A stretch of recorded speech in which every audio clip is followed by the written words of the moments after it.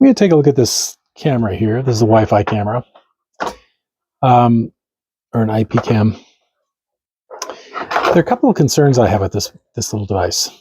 One, I'm an engineer, and I like to test things kind of completely before I say they're good. This one here, I have some concerns about what it's doing in the background. For one thing, I see no brand name on this camera anywhere. On its box, there's no brand name.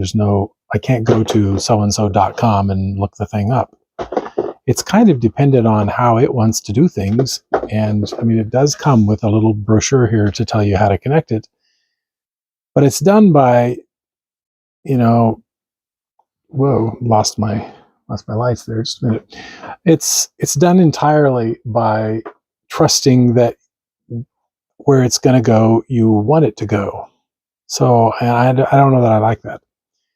It has all these QR codes. So it has a QR code for the app, it has a QR code for the camera itself to set up the camera. There's a QR code back here. I moved the QR code. It was on this, and I moved it onto the back of this thing here, back here, so that if I ever do install the camera outside, that I won't have that QR code out there for somebody else to sample.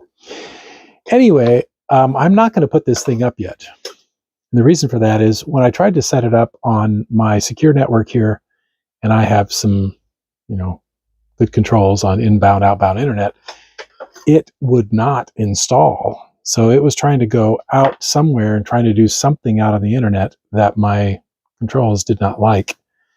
I did test it with a wire, actually a wired connection. I went ahead and connected to the wire and did test it in a very controlled environment just to see if I could test it, just to verify that the camera worked. The camera does work. It works okay. It has good, control and, moving around and audio and video and that sort of thing. The concern I have is that as a Chinese company, it's taking that data back somewhere and I don't know where.